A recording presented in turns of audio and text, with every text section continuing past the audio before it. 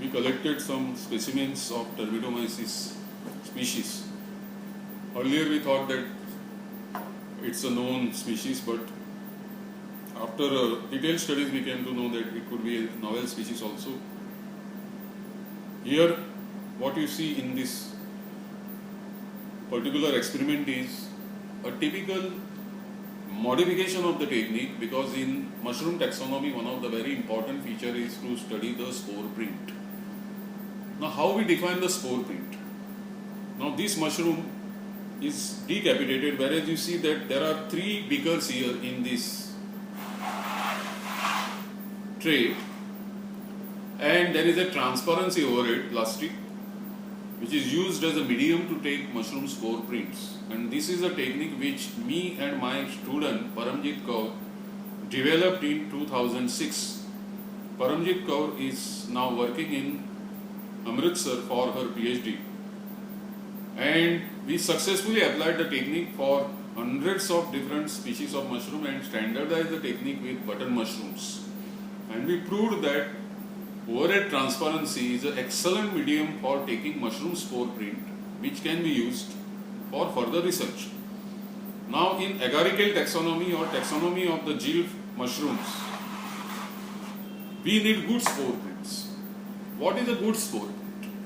A good spore print is a population of freshly deposited, mature, healthy spores in a pattern which mirrors the lamellae in lamellate types of mushroom.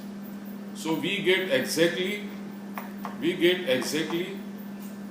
almost the same lamellate pattern when we remove the mushroom fruit body, meaning you get a nice spokewheel like pattern there, but that spokewheel like pattern is because of the deposition of the mass of basidiospores. So what mushroom taxonomists look at, get information from the spore print. First and foremost is what is the color of the spore print. So there are dark colored mushrooms, mushrooms which produce dark colored spores, or we call them melanosporiae.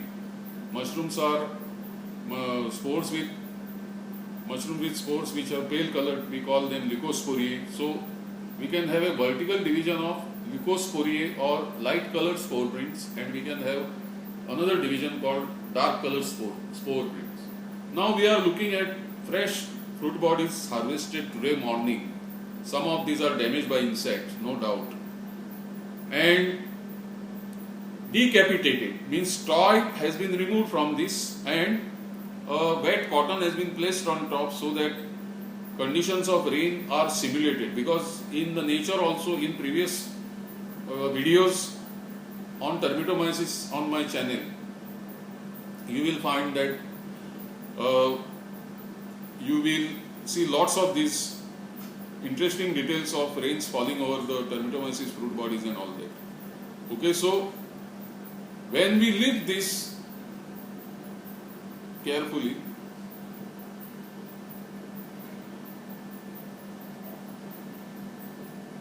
this is the hymeneal part. You can see the hymeneal part. These are the lamella.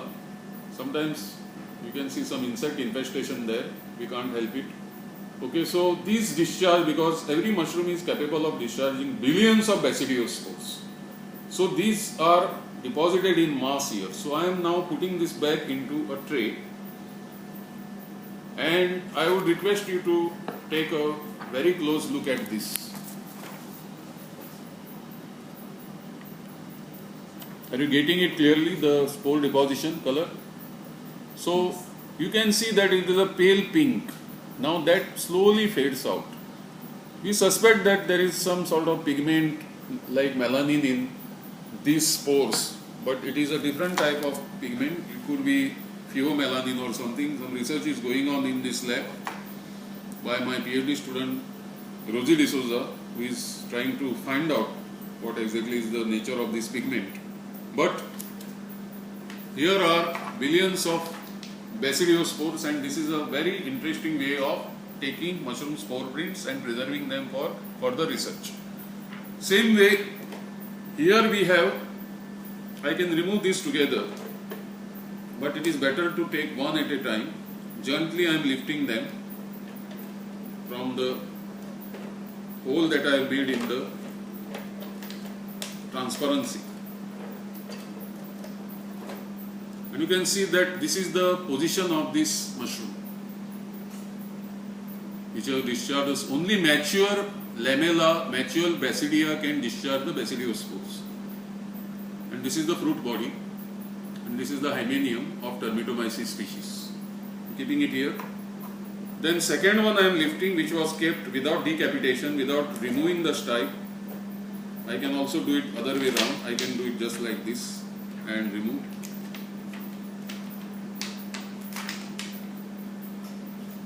Can remove.